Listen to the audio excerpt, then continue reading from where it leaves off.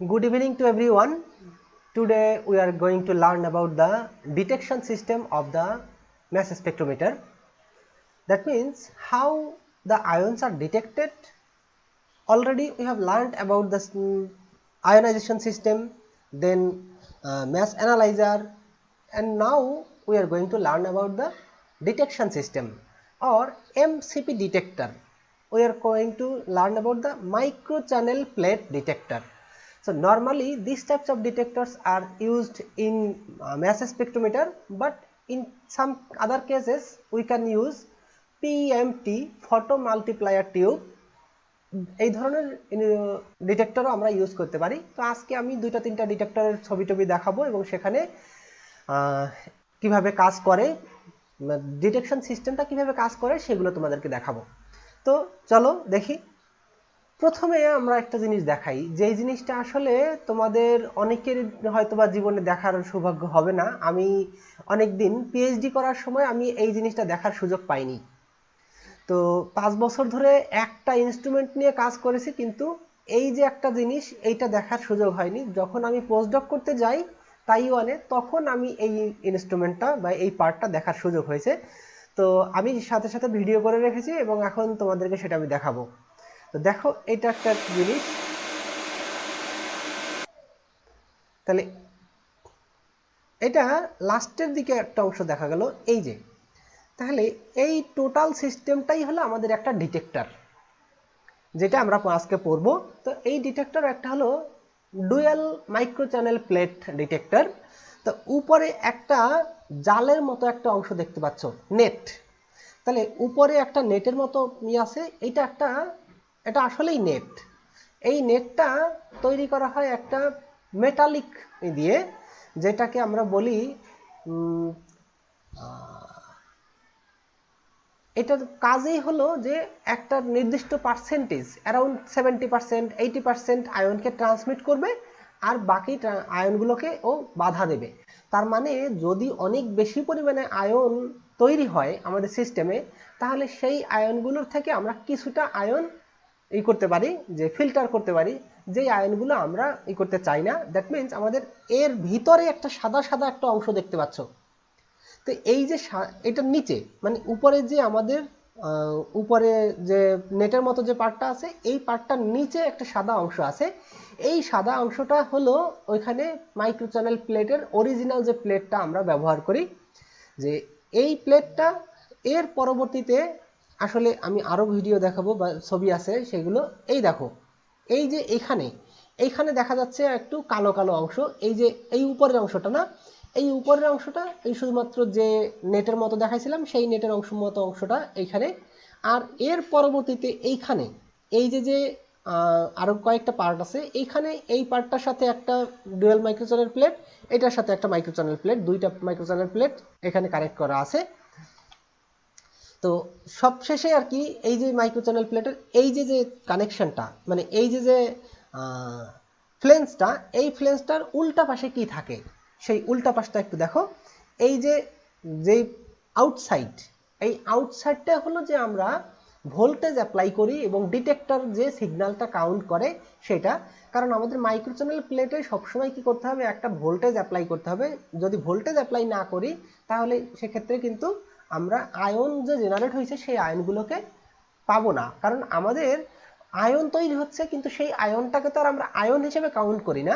আমাদের ইনস্ট্রুমেন্টে একটা সিগন্যাল আসে অ্যাজ এ কারেন্ট। তাহলে কারেন্টটা তৈরি হওয়ার জন্য একটা টেকনোলজি এখানে ইউজ করা হয়েছে। সেই টেকনোলজিটাই আমরা এখানে দেখব যে কিভাবে এটা তৈরি করে, এবং তার জন্য এই হলো আমাদের ডিটেক্টর সিস্টেম। এইটা হলো ডিটেক্ট করবে কতটা কারেন্ট তৈরি হচ্ছে এখানে। এই যে এই একটা কানেক্টর আছে, এটা একটা কানেক্টর রেজিস্ট্যান্স দিয়ে কানেক্টর অ্যাড করা আছে। তো এইখানে আর একটা বিএনসি কেবল বা এরকম কিছু একটা কেবল দিয়ে আমরা কানেক্টরটা অ্যাড করব টু সাম ডিভাইস। সেই ডিভাইসটা হতে পারে কম্পিউটার বা অসিলোস্কোপ, সামথিং লাইক দিস। অসিলোস্কোপও এক ধরনের কম্পিউটার। আচ্ছা, তাহলে এই যে তিনটা আলাদা আলাদা, এইগুলো হলো তিনটা যে ভোল্টেজ আমরা দিচ্ছি। একটা থাকে নরমালি নেগেটিভ ভোল্টেজ, কারণ মাইক্রোচ্যানেল প্লেটে সবসময় নেগেটিভ ভোল্টেজ দেওয়া হয়, কারণ আমরা পজিটিভ আয়নগুলোকে ডিটেক্ট করব, এটা হলো আমাদের মেইন উদ্দেশ্য। তো সেই কারণে একটা নেগেটিভ ভোল্টেজ আমরা দিয়ে থাকি। আর আরেকটা থাকে গ্রাউন্ডেড। একটা থাকে গ্রাউন্ডেড, একটা নেগেটিভ ভোল্টেজ, আর একটা থাকে নরমালি যে আমরা প্রিঅ্যাম্প বা অন্য কিছু একটা কানেক্ট করব। তো এনিওয়ে আমরা যেটা বলতে যাচ্ছি, আপাতত এই বাইরের এই কনফিগারেশনটা দেখো। এই পুরোটা সেটআপটা এই হলো আমার একটা ইনস্ট্রুমেন্ট। এই ইনস্ট্রুমেন্টের বাইরে এখানে কানেক্ট করা থাকে এই যে ফ্লেন্সটা দেখাইছিলাম, যে ডিটেক্টরটা এদিক থেকে আমার আয়নগুলো জেনারেট হয়ে আসতেছে এবং সেই আয়নগুলো আমি ডিটেক্ট করব এখানে। এই যে ফ্লেন্সটা, এই ফ্লেন্সটা কিন্তু আমার ডিটেক্টরটা লাগানো আছে, অ্যাসেম্বল করা আছে। তাহলে সেক্ষেত্রে এই যে এগুলো কানেক্টরগুলো, এটা একটা কালো কালো একটা তার দেখতে পাচ্ছ, এটা হলো বিএনসি কেবল। আর তারপরে আবার আছে হাই ভোল্টেজ পাওয়ার কেবল। এই যে সরি, দুই রকমের কেবল হয়ে থাকে নরমালি। একটা হলো হাই ভোল্টেজ পাওয়ার সাপ্লাইয়ের জন্য কেবল থাকে একরকম, আর একটা হলো ডেটা ট্রান্সফার। তো দেখতে দুইটা একই রকমই, তবে একটা একটু মোটা থাকে আর একটা একটু সরু থাকে। এবং যেটা ডেটা ট্রান্সফার করবে সেটা হলো নরমালি আমরা বলি বিএনসি কেবল। আর যেটা হাই ভোল্টেজ মানে ওই যে ডিটেক্টরের জন্য যে ধরনের কেবল ইউজ করা হচ্ছে, সরি ডিটেক্টর তো না, এমসিপির ভোল্টেজটা অ্যাপ্লাই করার জন্য সেটা হলো হাই ভোল্টেজ পাওয়ার সাপ্লাই। এবং এই কানেক্টরগুলো কিন্তু একটু ভিন্ন হয়ে থাকে। এই যে কানেক্টরগুলো, এই কানেক্টরগুলো একটু ভিন্ন হয়ে থাকে। তো সেগুলো যখন মানে ফিজিক্যালি দেখবা তখন বুঝতে পারবা যে আসলে দুইটার মধ্যে দুই রকমের ডিফারেন্স। আচ্ছা, এটা আরেকটু সুন্দর দেখা যাচ্ছে যে এই যে দেখা যাচ্ছে এইটা একটা কানেক্টর, এই কানেক্টর আর এই কানেক্টরটা একই রকম। আর এই যে এখানে একটা, আর এই পাশে আর একটা ছোট্ট হলুদ একটা ট্যাপ দিয়ে পেঁচানো আছে, এটা হলো গ্রাউন্ড কানেকশন। আচ্ছা, এইখানেও ঠিক একই জিনিস সবগুলো দেখানো হয়েছে। এই যে এখন দেখো একদম খোলা। আগে যে ভিডিওটা দেখাইছিলাম সেখানে কিন্তু সুন্দর এই যে মাইক্রো চ্যানেল প্লেটটা দেখানো যায়নি। এই যে এই পার্টটা, যে রাউন্ড যে অংশটা দেখতে পাচ্ছ, পুরো শুধুমাত্র এতটুকুই। এটার সাইজটা অ্যারাউন্ড 1 ইঞ্চি ডায়ামিটার, অ্যাপ্রক্সিমেট 1 ইঞ্চি ডায়ামিটার হয়। তো এই জিনিসটা এটা খুবই ফ্রেজাইল। তো ফ্রেজাইল হওয়ার কারণে খুব সহসা আমরা এটা করি না, মানে তবে এটা খুব সহজে নষ্টও হয় না যদি কিনা আমরা এটার রাফ ইউজ না করি, অথবা যেভাবে ইউজ করা উচিত সেইভাবে যদি আমরা ইউজ না করি, তাহলে এটা খুব সহজেই নষ্ট হয়ে যেতে পারে, ভেঙে যেতে পারে। তবে আমরা যে ধরনের রিসার্চ করতাম, মানে বিশেষ করে আমি পোস্টডকের ক্ষেত্রে, সেই সব রিসার্চের ক্ষেত্রে এই মাইক্রো চ্যানেল প্লেটগুলো খুব সহজেই নষ্ট হয়ে যায়। কারণ হলো আমরা করতাম ওখানে ইমেজিং মানে বিভিন্ন ধরনের মলিকুলের যে আয়নগুলোকে ডিটেক্ট করতেছি, সেই আয়নগুলো আমরা ইমেজ হিসেবে ডিটেক্ট করছি। আর নর্মালি আমরা এখানে যা শিখছি এটা হলো টাইম অফ ফ্লাইট, মানে অ্যারাইভাল টাইম হিসাবে, অথবা কোনো একটা মলিকুলের ম্যাসটা কত হবে সেটা যে কতটুকু সময় লাগবে তার উপরে বেস করে। তো ওইখানের রিসার্চটা একটু ভিন্ন হওয়ার কারণে সেখানে কি হয় যে আমরা একই পয়েন্টে এই যে একটা ডিটেক্টর, এই ডিটেক্টর বা প্লেট, এই প্লেটের একই জায়গায় অনেকগুলো আয়ন কন্টিনিউয়াসলি করতে থাকে, মানে আঘাত করতে থাকে। তখন ওই একই নির্দিষ্ট জায়গায় ওই আয়নগুলো তখন মানে সেন্সিটিভিটি নষ্ট হয়ে যায়। তো সেন্সিটিভিটি নষ্ট হয়ে গেলে তখন আমাদের ওইখানে মানে ইমেজটা সুন্দর থাকে না, যে কারণে আমাদের ওই মাইক্রো চ্যানেল প্লেটগুলো ভেরি অফেন চেঞ্জ করতে হয়। এই কারণেই কিন্তু আমি এই মাইক্রো চ্যানেলটা প্লেটটা চেঞ্জ করতে গিয়ে আমি এই জিনিসটা ভালো করে দেখতে পারছি। কিন্তু কোরিয়াতে যখন আমি 5 বছর পিএইচডি করি তখন কিন্তু আমাদের এটা কখনোই করা লাগে না এবং আমি কখনোই দেখতে পাইনি। এই এতটুকু প্লেট, এই যে এতটুকু প্লেট মাত্র এই যে 1 ইঞ্চি ডায়ামিটার, এই প্লেটের একজোড়া প্লেটের দাম মোটামুটি 3000 বা $3500 $4000 পর্যন্ত। তো এটা কোয়াইট এক্সপেন্সিভ। আচ্ছা, তো এইখানেও একটা ছোট্ট ভিডিও আছে, এটা আসলে দেখার তেমন কিছু নাই, এটা কিভাবে খুলতেছি আমরা সেটা দেখাচ্ছি।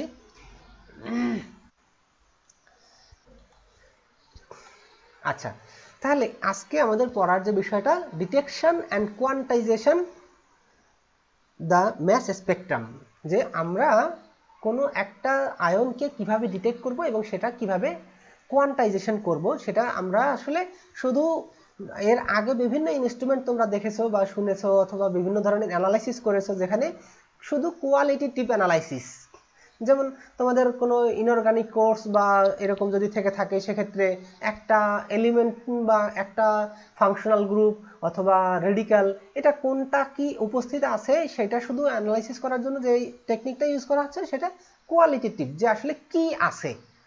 কিন্তু কোয়ান্টিটি দিয়ে এস্টিমেট করতে গেলে কিন্তু আমাদের একটু আলাদা টেকনিক ইউজ করা দরকার হয়। তো ম্যাস স্পেকট্রাম দিয়ে কিন্তু আমরা কোয়ান্টাইজেশন করতে পারবো। তো সেটা আমরা কিভাবে করব সেটা এখান থেকে দেখি। এখন ম্যাস স্পেকট্রোমিটারের যে ডিটেক্টর আছে সেই ডিটেক্টরগুলো বা যে কোনো ডিটেক্টর, আমরা নর্মালি 2-3 ধরনের ডিটেক্টর ইউজ করে থাকি। তো সেই ডিটেক্টরটা কিভাবে কাজ করে, যখন একটা আয়ন ডিটেক্টরের এই যে আমি প্লেটগুলো দেখালাম এই প্লেটগুলোতে অথবা ডিটেক্টরে, মেইনলি ডিটেক্টর বলতেই বোঝায় যে আসলে এই প্লেট, তাহলে when an ion strikes the detector instantaneously it generates a current that is proportional to the number of ions strike on it। মানে আমি যে প্লেট দেখালাম এই প্লেটে এসে যদি কোনো একটা আয়ন, কারণ আমি যে অ্যাসেম্বলিটা দেখাইছি এই সেই অ্যাসেম্বলিতে এখান থেকে আয়নগুলো জেনারেট হবে, এখান থেকে আয়নগুলো এদিকে আসবে এবং সেপারেট হয়ে আয়নটা আমাদের এইখানে যে ফ্লেন্সের সাথে ডিটেক্টরটা কানেক্ট করা আছে সেই ডিটেক্টরে এসে আঘাত করবে। তা ডিটেক্টরে নর্মালি দুইটা প্লেট থাকে যখন আমরা dual micro channel plate use করি, তবে আরও অন্য ধরনের ফটো মাল্টিপ্লায়ার টিউব অথবা normally linear multiplier, linear electron multiplier এই ধরনের মাল্টিপ্লায়ার থাকতে পারে। তো সেটা আমরা দেখাবো এখানে আছে। তো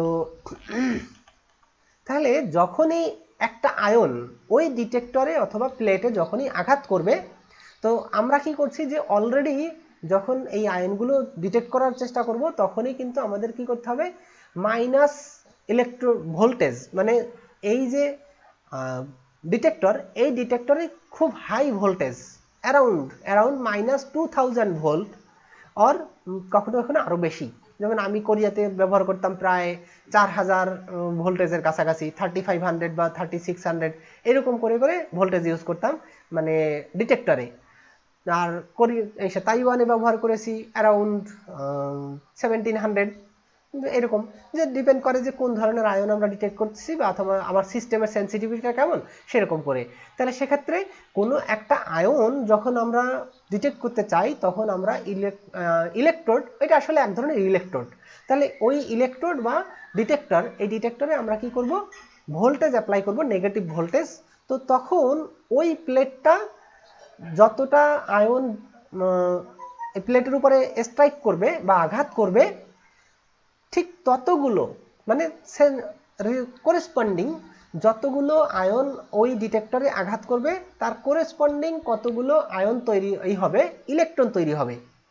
তো সেই number of electrons is proportional to the strike, মানে আচ্ছা, when an ion strikes the detector instantaneously it generates a current that is proportional to the number of ions strike on it। তাহলে যতগুলো আয়ন ওই ডিটেক্টরে detect মানে এসে আঘাত করবে তার করেসপন্ডিং একটা কারেন্ট তৈরি হবে। That current signal is transferred to A data acquisition system. তাহলে যতগুলো আয়ন ডিটেক্টরে আঘাত করলো তার করেসপন্ডিং একটা কারেন্ট তৈরি হবে এবং সেই কারেন্টটাই কিন্তু কোনো ডেটা অ্যাকুইজিশন সিস্টেমে ট্রান্সফার করা হবে এবং সেটা কিছু অ্যাম্পলিফায়ার বা প্রি অ্যাম্পলিফায়ার, যে এই যে কারেন্টটা এই কারেন্টটা কিন্তু অ্যামাউন্ট হিসেবে খুবই কম। তো অ্যামাউন্ট হিসেবে কম হলে সেক্ষেত্রে ওইগুলোকে আমরা কি করতে পারি, যে অ্যাম্পলিফাই করতে পারি। তা আমাদের কিছু প্রি অ্যাম্পলিফায়ার অথবা অ্যাম্পলিফায়ার, প্রি অ্যাম্পলিফায়ার মানে যেটা একটু রিলেটিভলি কম অ্যাম্পলিফাই করে, আর অ্যাম্পলিফায়ার হলো যেগুলো রিলেটিভলি বেশি অ্যাম্পলিফাই করে। তাহলে সেক্ষেত্রে preamp or amplifier which is plotted in the display as a spectrum, যেটা আমরা পরবর্তীতে ওই ডেটা অ্যাকুইজিশন সিস্টেমে যে অসিলোস্কোপ অথবা কম্পিউটারে ডেটাটা ডিসপ্লে হবে সেই ডিসপ্লেটা আমরা স্পেকট্রাম হিসেবে পাবো। বাট মেইন কথা হলো যে আসলে যখন আয়নগুলো স্ট্রাইক করে তাহলে কতগুলো আয়ন স্ট্রাইক করলে আমরা সিগন্যালটা পাবো, অথবা নর্মালি যখন আমরা রিসার্চ করি অথবা যখন একটা আয়ন আমরা ডিটেক্ট করতে চাই তখন কতগুলো আয়ন ডিটেক্টরে স্ট্রাইক করে বা আঘাত করে এবং তার থেকে কতটা কারেন্ট আমরা পেতে পারি। তো তার একটা সিম্পল হিসাব আমরা দেখাই।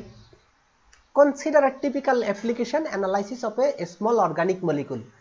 একটা মলিকুলার ওয়েট ধরে নাও যে অ্যারাউন্ড 250, যেটা আমরা অ্যানালাইসিস করব electron ionisation GCMS, gas chromatography mass spectrometry.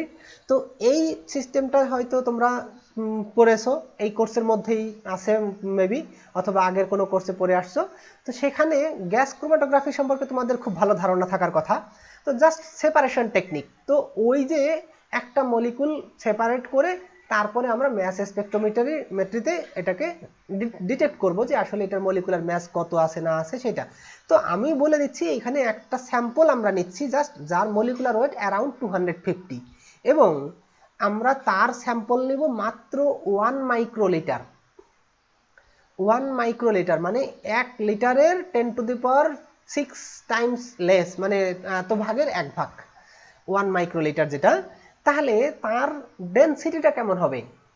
1 milligram per millilitre, মানে এত কম ডেনসিটি কন্টেইনিং একটা স্যাম্পল আমরা নিচ্ছি 1 মিলিগ্রাম পার মিলিলিটার, তার মানে 1 মিলিলিটারে 1 মিলিগ্রাম।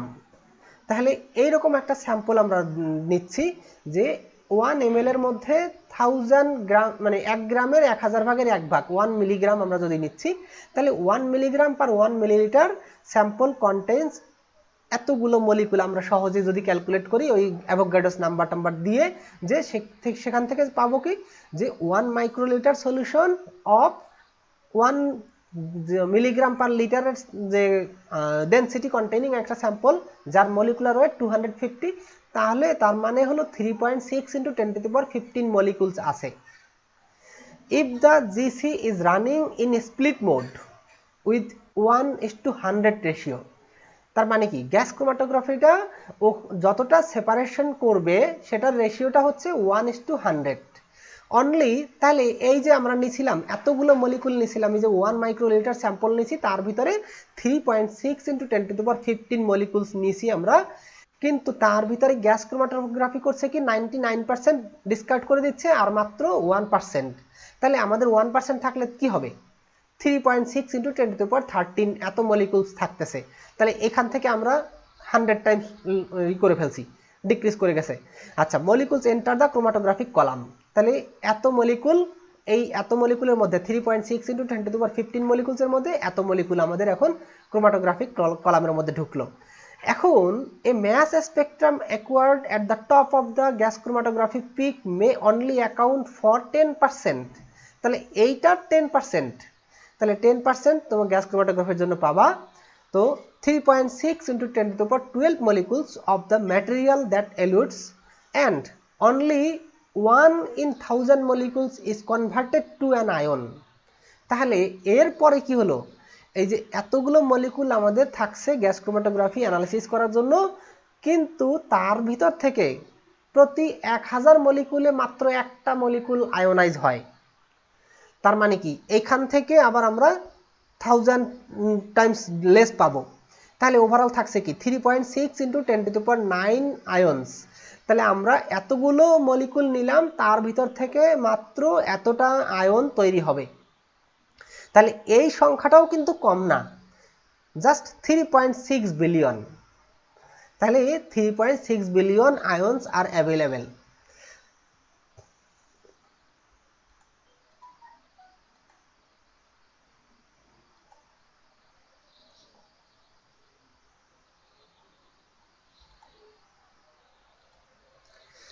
আচ্ছা, তাহলে এই যে 3.6 বিলিয়নের কথা বলেছি, এই 3.6 বিলিয়ন তোমাদের কাছে অনেক বড় একটা number.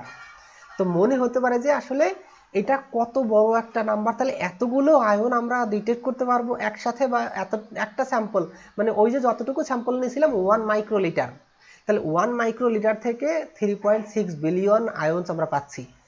This still sounds like a lot of charge particles, but wait, in a scanning spectrometer most of these ions never reach the detector।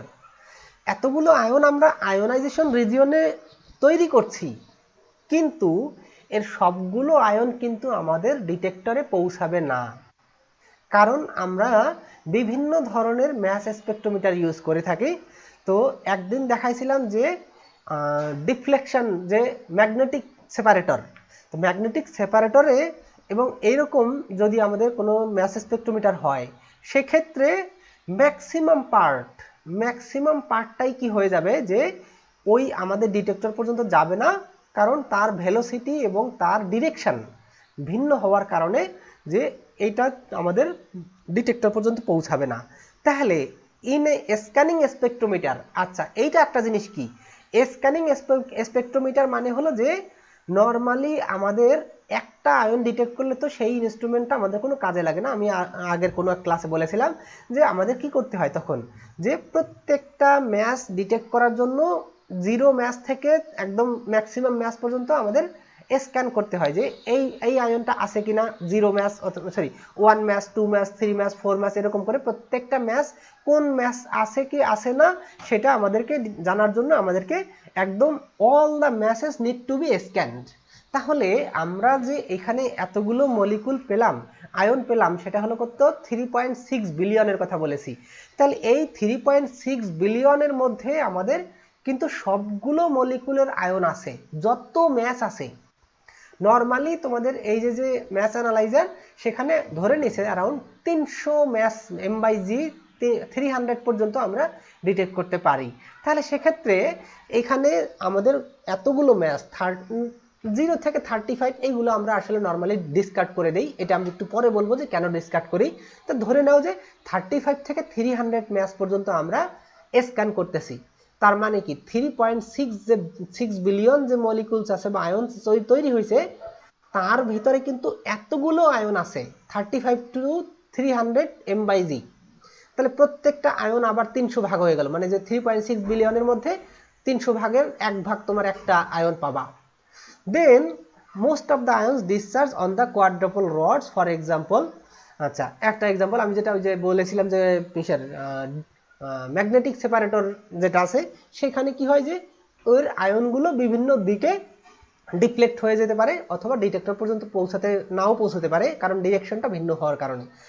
In a case like this, an ion of any given m/g value makes it through the analyzer only one time out of 300.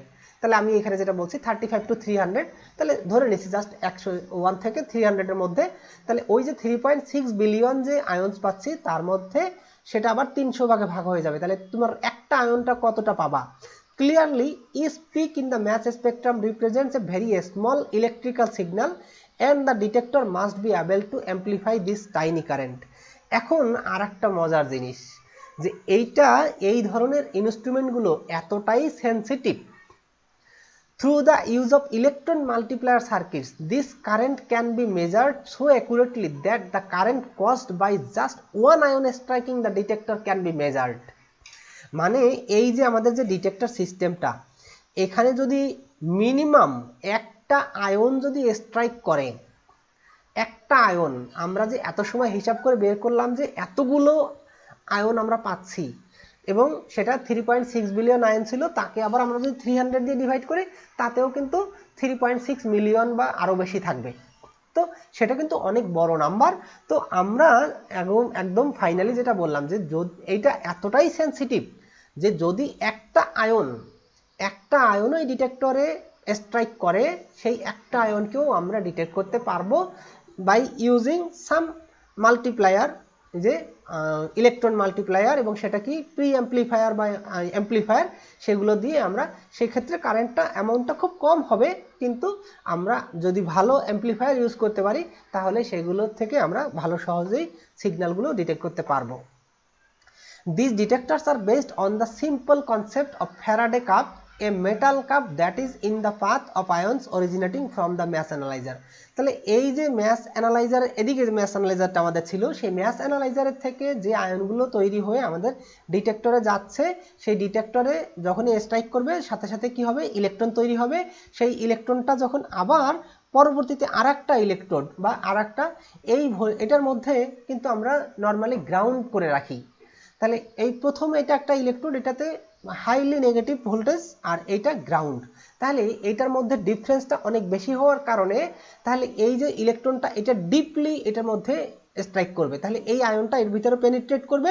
তো এটা sorry ion না, electron, তো ইলেকট্রনটা এখানে আসবে, সেই ইলেকট্রনটা আবার এ কে আঘাত করবে, তাহলে এখান থেকেও আবার ইলেকট্রন হবে মানে বের হবে। তো সেই ইলেকট্রনগুলো কারেন্ট হিসেবে আমরা এই যে একটা অ্যানোড বা আলাদা একটা কাপের মতো একটা অংশ আছে যেটাই ডিটেক্ট করা হচ্ছে, এবং সেটা ফার্দার সিগন্যাল হিসেবে এখানে আমাদের কানেক্টিং লাইন, সেটা বিএনসি কেবল থাকবে, সেই কানেক্টিং লাইন দিয়ে আমরা আমাদের যে ডিভাইসে সেই ডিভাইসে নিয়ে নিব। আচ্ছা, when an ion strikes the surface of the electron multiplier, two electrons are ejected। আমি এখানে তিন ধরনের তোমাদের ইলেকট্রন মাল্টিপ্লায়ার দেখাচ্ছি। তো এইটা হলো লিনিয়ার, এইটা হলো কার্ভড, আর এইটা ডুয়াল মাইক্রোচ্যানেল প্লেট বা যেটা আমি দেখাইছি তাহলে একটু আগে। তাই টোটাল আমরা তিন ধরনের মাল্টিপ্লায়ার, ইলেকট্রন মাল্টিপ্লায়ার এখানে দেখাচ্ছি। এখানে এটা লিনিয়ার বলা হয়েছে, এর ভিতর দিয়ে এই একটা মনে করো হোল আছে বা এটা একটা টিউবের মতো আছে। এই টিউবের মধ্যে যখন আয়নটা এই ওয়ালে তাহলে এইখানে এই সাইডটা হলো নেগেটিভ চার্জ আর এইটা পজিটিভ চার্জ বা মানে ডিফারেন্স। এটা যদি খুব হাইলি নেগেটিভ হয়, এটা যদি গ্রাউন্ডেড রাখা হয় তাতেও কিন্তু কাজ করবে, তবে যেহেতু এক সাইড নেগেটিভ আর এক সাইড একই সাথে কানেক্ট করা আছে তাই সেক্ষেত্রে আমরা এটা পজিটিভ হিসেবে চিন্তা করতে পারি। তাহলে এই যে এখন ইনসিডেন্ট আয়নটা, এই আয়নটা যতবার এই যে টিউব, এটা একটা টিউব, আমরা লিনিয়ার টিউব বলি, তাহলে এই টিউবের ওয়ালে যতবার আঘাত করবে ততবার দুইটা করে ইলেকট্রন ইজেক্ট করবে।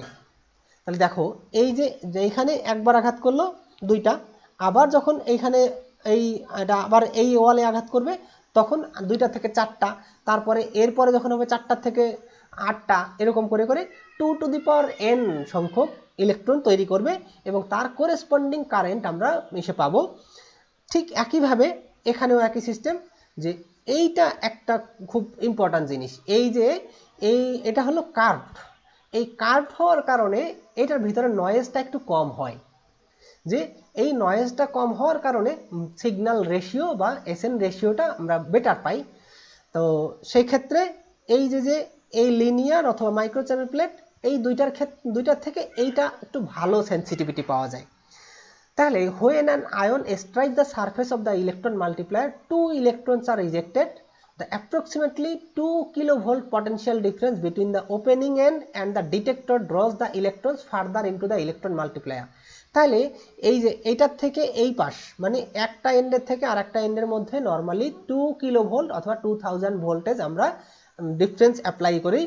তাহলে সেই এত হাই ভোল্টেজের ডিফারেন্স থাকার কারণে তখন কি হবে, opening at the end of the detector draws the electrons further into the electron multiplier, where each electron strikes the surface again is causing the ejection of 2 more electrons। তার মানে ভিতরের দিকে যত এটার ডিফারেন্সটা যেহেতু অনেক বেশি, এই কারণে এই ইলেকট্রনগুলো আরো ভিতরের দিকে পেনিট্রেট করবে এবং আবার ধাক্কা খেয়ে খেয়ে প্রতি ওয়ালে যতবার ধাক্কা খাবে ততবার দুইটা করে ইলেকট্রন তৈরি করবে প্রত্যেকটা। সেক্ষেত্রে 2n এই ফর্মুলাটা ফলো করে। This process continues until the end of the electron multiplier reached। মানে এই যে ইলেকট্রন মাল্টিপ্লায়ার যত দূর মানে একদম শেষ মাথা পর্যন্ত না আসা পর্যন্ত ওই ঘটনা কিন্তু ঘটতেই থাকবে, তার মানে অনেক বেশি পরিমাণে ইলেকট্রন তৈরি করা সম্ভব।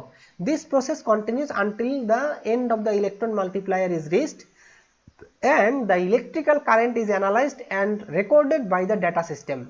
The signal amplification just described will be 2n। আমি যেটা বলেছি, where n is the number of collisions with the electron multiplier surface। তো ইলেকট্রন মাল্টিপ্লায়ার সারফেসের সাথে যতবার ধাক্কা খাবে তার 2n সংখ্যক ইলেকট্রন তৈরি করবে। Typical electron multipliers provide a signal increase of 10⁵ to 10⁶। Normally তার মানে কি, আমরা 2n সংখ্যক পাচ্ছি ইলেকট্রন পাচ্ছি, তাহলে সেখান থেকে অলমোস্ট যে আমরা ইলেকট্রন মাল্টিপ্লায়ারের সাইজ যতটুকু নিচ্ছি তার উপরে বেস করে অ্যারাউন্ড 10⁵ to 10⁶ টাইম এনহ্যান্সমেন্ট পাওয়া সম্ভব। আর যেটা বলছিলাম যে curve electron multiplier shortens the ion path and results in a signal with less noise. যেটা আমি বলছি এই যে এটার ক্ষেত্রে কিন্তু পাথ লেন্থটা অনেকটা বেশি, যে কারণে এইটার মানে নয়েজটাও একটু বেশি হয়, আর এটার পাথ লেন্থটা রিলেটিভলি কম থাকে এবং সেই ক্ষেত্রে এটার নয়েজটা একটু কম হয়, যে কারণে এর সিগন্যাল বা এসএন রেশিওটা একটু বেটার হয়। আচ্ছা, ফটো মাল্টিপ্লায়ার ডিটেক্টরস। আচ্ছা, তোমরা পিএমটি হয়তোবা দেখে থাকছো বা কখনো কখনো ইউজ করে থাকবা। পিএমটিটা কি জিনিস? পিএমটিটা হলো যে এক ধরনের টিউব, যেটা বাইরে একটা মেটাল দেওয়া থাকে কোটিং।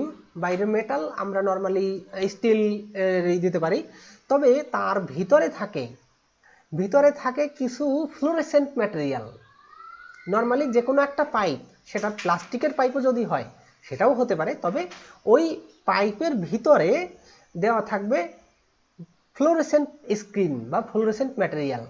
তো সেখানে কি হবে, যদি কখন কোনো আয়ন স্ট্রাইক করে, আমরা এখানে বলেছি যে যখন আয়নটা এই ইলেকট্রন মাল্টিপ্লায়ারে অ্যাটাক করে, তখন কি হয় যে এই যে সারফেস থেকে ইলেকট্রন এমিট করে। কিন্তু ফটো মাল্টিপ্লায়ারের ক্ষেত্রে ঘটনাটা একটু ভিন্ন। Photo multiplier detectors operate on a similar principle as the electron multiplier, except ion collision with the fluorescent screen in the photomultiplier result in photon emission proportional to the number of ion collisions। তার মানে ওই যে আমি এসের কথা বলে আসছি, fluorescent screen, তো ফ্লোরোসেন্ট স্ক্রিনটা কি করবে, যতগুলো আয়ন ওই ফ্লোরোসেন্ট স্ক্রিনে আঘাত করবে তার করেসপন্ডিং করবে, মানে লাইট জেনারেট করবে। সো ফোটন তৈরি করবে। Photon emission proportional to the number of ion collision, the intensity of the light. তো ফটো মাল্টিপ্লায়ারে আমরা কি করে থাকি যে লাইটের ইন্টেন্সিটি মেজার করি, not the number of ions অথবা নাম্বার অফ কারেন্ট অথবা ইলেকট্রিক্যাল কারেন্ট। আমরা যেমন এই ইলেকট্রন মাল্টিপ্লায়ার অথবা এই যে মানে ডিটেক্টরের কথা বললাম, ডুয়েল মাইক্রোচ্যানেল প্লেট, ওইখানে কি করতেছি, কারেন্ট ডিটেক্ট করতেছি বা কারেন্ট মেজার করতেছি, কতটুকু কারেন্ট পাওয়া যাচ্ছে, সেই কারেন্টটা মেজার করে করেসপন্ডিং একটা সিগন্যাল আমরা ইসের মধ্যে নিচ্ছি, ওই ডেটা অ্যাকুইজিশন ডিভাইসে। সেখানে আমরা এটাকে প্লট করে সিগন্যালটা পাচ্ছি বা স্পেকট্রাম পাচ্ছি। কিন্তু এই ফটো মাল্টিপ্লায়ারে কি হয়, ওই আয়নগুলো ফ্লোরোসেন্ট স্ক্রিনে আঘাত করলে তখন সেখান থেকে ফোটন রিলিজ করে, এবং সেই ফোটনের এমিশন থেকে সেই ফোটনের ইন্টেন্সিটিটা মেজার করে আমরা এখান থেকে ওই একটা সিগন্যাল জেনারেট করি, যেটা ডেটা অ্যাকুইজিশন সিস্টেম করে থাকে। আচ্ছা, তাহলে এখন আমরা যে সিগন্যালটা অলরেডি হিসেবে পেয়ে গেলাম, the signal from the detector is fed to a recorder.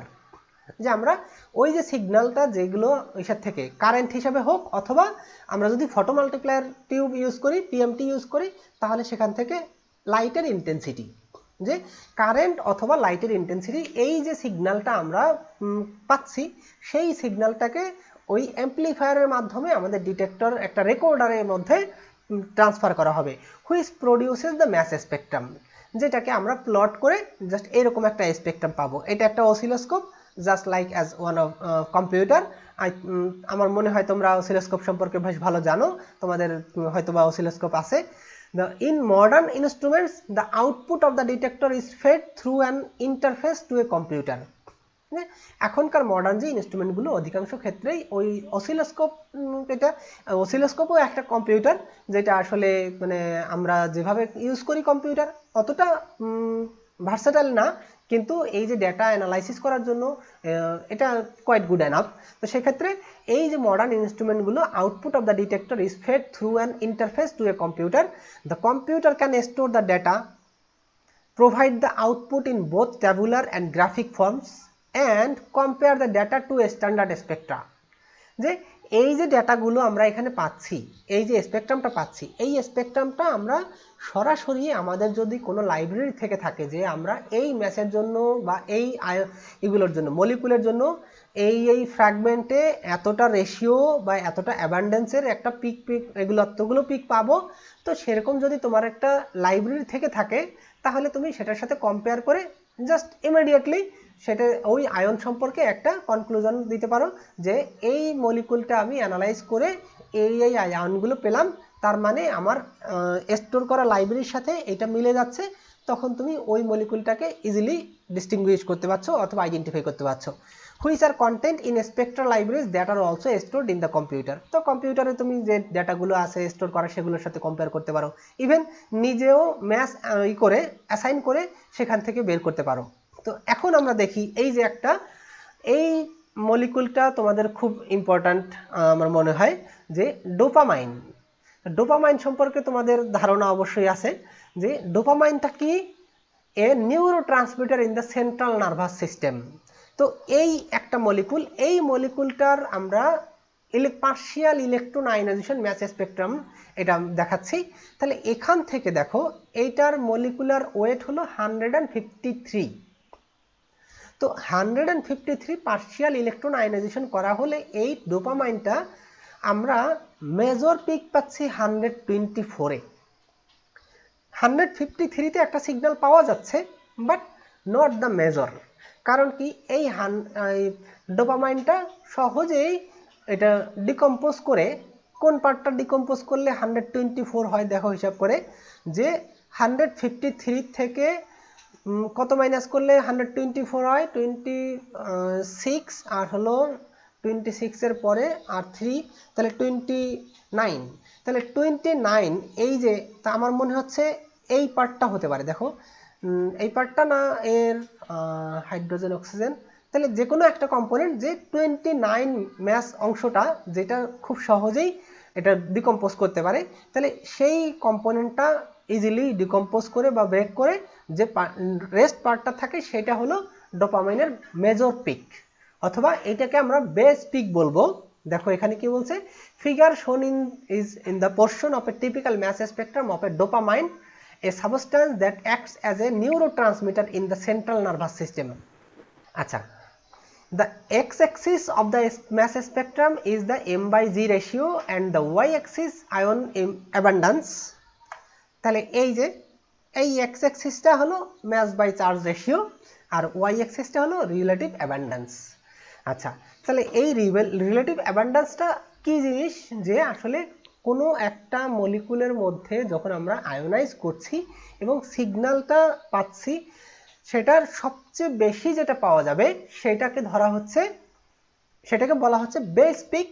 এবং বেস পিকের ইন্টেন্সিটি বা অ্যাবান্ডেন্স এটাকে আমরা 100 কনসিডার করে বাকি পিকগুলোকে আমরা রেশিও হিসেবে, অথবা comparing with this peak, base পিকের সাথে কম্পেয়ার করে বাকি পিকগুলো রেশিওটা বলবো, আমরা অ্যাবান্ডেন্সটা বলবো।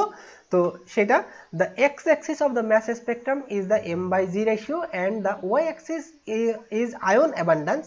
Mass spectral results may also be presented in tabular form. আমি একটা টেবুলার ফর্মেও দেখাবো, যেটা তোমাদের বইয়ের মধ্যে ছিল।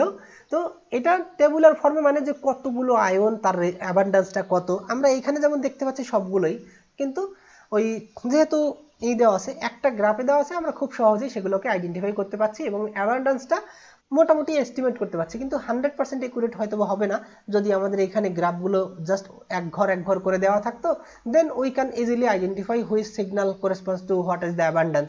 বাট টেবুলার ফর্মে দিলে তখন কি হয়, কোন ম্যাসের অ্যাবান্ডেন্সটা কত সেটা আমরা খুব সহজেই দেখতে পারি। যেমন এই টেবিলটা একটু দেখো, যেমন এইখানে দেওয়া আছে electron ionisation mass spectrum of dopamine tabular representation.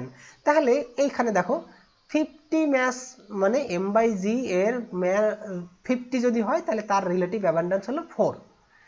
এরকম করে করে আমরা সবগুলো ম্যাসের যতগুলো এখানে সিগন্যাল পাওয়া গেছে, প্রত্যেকটা সিগন্যালের জন্য রিলেটিভ অ্যাবান্ডেন্সটা টেবুলার ফর্মে রিপ্রেজেন্ট করা হয়েছে। সেটা দেখাইতে গিয়ে আমার এইরকম এত ছোট ছোট করে করা, তারপরে কিন্তু আমি এক পেজে করতে পারিনি। তো দেখো আর এক পেজ লাগছে, এই 2 পেজ মানে 155 পর্যন্ত আসছে এবং তার 0.19% অ্যাবান্ডেন্স। তাহলে এটা অনেক ইনফরমেটিভ, কিন্তু সেটা সবগুলো ইনফরমেশন আমাদের দরকার নাও হইতে পারে, কারণ আমাদের যে ইন্টারেস্ট, যেটা সেই ইন্টারেস্টটা বেশিরভাগ ক্ষেত্রে হয়ে থাকে কি মোস্ট অথবা বেস পিক, যেটা যে সবচেয়ে বেশি অ্যাবান্ডেন্স যেটা থাকে সেটা, এবং তার কাছাকাছি যেগুলোর অ্যাবান্ডেন্স মানে যেগুলোর অ্যাবান্ডেন্স খুব কম, সেগুলো নিয়ে আমাদের এত মানে চিন্তা করতে হয় না। তো যাই হোক, তো সেক্ষেত্রে আমরা এই যে the most abundant ion formed in the ionization chamber gives rise to the tallest peak in the mass spectrum called the base peak, যেটা আমি বলেছি অলরেডি। তো in the mass spectrum of dopamine the base peak is indicated at an m/g value of 124 যেটা দেখাইছি যে সবচেয়ে বড় পিকটা হলো 124 ম্যাসের। the spectral intensities are normalized by setting the base peak to relative abundance। এটা 100 দিয়েও করা যেতে পারে অথবা 1 এও কনভার্ট করা যেতে পারে। তো 100 দিয়েই নরমালি করা হয় যে বেশিরভাগ ক্ষেত্রে, তবে 1 এও কনভার্ট করতে পারো যদি তুমি সেখানে কোনো স্কেল না দাও, তাতেও কিন্তু সমস্যা নেই। সবগুলো শুধু নরমালাইজ করা। নরমালাইজ এই যে বিভিন্ন ধরনের প্রোগ্রাম আছে নরমালাইজ করার সিস্টেম, সেটাকে কখনো তুমি ম্যাক্সিমাম পিকটাকে ধরতে পারো 100 ধরতে পারো, ম্যাক্সিমাম পিকটাকে 1 ধরতে পারো। তো এই আমি একটা প্রোগ্রাম ইউজ করি অরিজিন নামে। তো এই অরিজিন প্রোগ্রামে বিভিন্নভাবে ইভেন তুমি কোনো একটা নাম্বার দিয়ে ডিভাইড করে দিতে পারো, স্পেসিফিক্যালি তুমি একটা স্পেসিফিকটাকে করতে পারো। কার সাথে কম্পেয়ার করবো সেটা ডিপেন্ড করছে নরমালাইজটা কিভাবে করছো। তবে নরমালি আমরা এখানে করে থাকি যে বেস পিক যেটা থাকে সেই বেস পিকটাকে 100% ধরে বাকি পিকগুলোকে নরমালাইজ করা। The spectral intensities are normalized by setting the base peak to relative abundance 100 and the rest of the ions are reported as percentage of the base peak intensity. The low end of the m/g range is typically 35 or 40 to eliminate the very large peaks from the low mass fragments from the background ions arising from the gases and small alkyl fragments। আচ্ছা, এই কথাটার মানেটা কি? যে এই দেখো এইখানে 45 এর নিচের কোনো ম্যাসকে কিন্তু শো করা হয়নি। কেন শো করা হয়নি? কারণ হলো কি যে এই যে মলিকুলটা, এই মলিকুলটা যদি আমরা নেই তাহলে এই মলিকুলটা যখন ইলেকট্রন আয়োনাইজেশন ম্যাস স্পেকট্রোমেট্রি বা ইলেকট্রন আয়োনাইজেশন করব, সেখান থেকে আমরা একটা ওএইচ, এই একটা ওএইচ অথবা এই যে ফাংশনাল গ্রুপ এই পার্টটা, ইভেন অধিকাংশ হাইড্রোকার্বনে কি থাকে CH3 থাকে, তাই না? CH3টা খুব সহজেই কিন্তু ভেঙে যেতে পারে। তাহলে CH3 এর ম্যাস কত? 12 আর 3 15, তাহলে 15। এই তারপরে OH এই একটা ফাংশনাল গ্রুপ, তাহলে এর ম্যাস হচ্ছে 16 1 17। তাহলে এই যে ম্যাসগুলো এটা অ্যাবান্ডেন্সটা অনেক বেশি থেকে থাকে, কারণ প্রত্যেকটা কম্পাউন্ডকে আমরা ফ্র্যাগমেন্ট করলেই ওইগুলো পাবো। তো আমাদের ওইগুলোর অ্যাবান্ডেন্সটা যদি এত বেশি হয়ে যায়, যেটা আমাদের আসলে তখন কি করবে, এই যে মেজর পিকটা, এই মেজর পিকটাকে তখন সাপ্রাস করে দেবে, মানে এটা কমাই দেবে। যে বাকিগুলো যখন আমি দেখবো যে এখানে ইন্টেন্সিটি অনেক বেশি হয়ে যাচ্ছে, কারণ যেগুলো আমাদের ইন্টারেস্ট নাই, যে কারণ আমরা জানি প্রত্যেকটা হাইড্রোকার্বন যদি আমরা ডিকম্পোজ করি তাহলে কম বেশি CH3 তারপরে OH এরকম ডিপেন্ডিং অন কোন ধরনের ফাংশনাল গ্রুপ আছে তার উপরে বেস করে এরকম করে পাবো। তো সেই ক্ষেত্রে আমরা কি করছি যে ওই ছোট ম্যাস বাই জি m/g চার্জের মানে ছোট যে পিকগুলো অথবা ছোট ভরের যে পিকগুলো সেইগুলোকে আমরা ডিসকার্ড করে দিয়ে বাকিগুলোকে আমরা প্লট করছি। সেই কথাই বলছে এখানে যে 35 to 40 to eliminate the very large peaks from the low mass fragments, মানে ছোট ম্যাসের ফ্র্যাগমেন্ট যেগুলো বিশেষ করে থাকে CH3 বা এরকম আরো C2H5 এরকম ফ্র্যাগমেন্টগুলো যেগুলোকে আমরা সহজে এলিমিনেট করতে পারি। তাহলে from background ions arising from the gases and small alkyl fragments, যেটা আমি অলরেডি বলছি small alkyl fragments when acquiring data under chemical ionization conditions। তাহলে কেমিক্যাল আয়োনাইজেশনের জন্য কি করি, আমরা একটা গ্যাস ব্যবহার করি, তাই না? when acquiring data under chemical ionization condition the low end of the m/g range is set higher to eliminate the large peaks from the reagent gas। তাহলে রিএজেন্ট গ্যাস যেটা আমরা ইউজ করছি সেই রিএজেন্ট গ্যাসটাই যদি আমরা ডিটেক্ট করি তাহলে আমাদের কি মানে, কারণ রিএজেন্ট গ্যাসটা তো এত বেশি পরিমাণে দেওয়া হবে যার অ্যাবান্ডেন্সটা থাকবে খুব বেশি পরিমাণে, তাহলে আমাদের সিগন্যালটা আমরা এই রেঞ্জের মধ্যে কালেক্ট করব যাতে ওই যে আমরা রিএজেন্ট গ্যাসটা ইউজ করছি সেই গ্যাসের করেসপন্ডিং কোনো সিগন্যাল বা আয়ন যেন আমাদের ডিটেক্টিং রিজিয়নের মধ্যে না থাকে। তো সেই জন্য কি করা হবে, ওই রিজিয়নটা বাদ দিয়ে আমরা ম্যাস স্পেকট্রামটা নিব। তো এই হলো আজকে আমার ক্লাস। তো thanks to all, and if you have any questions or comments then you are welcome to ask.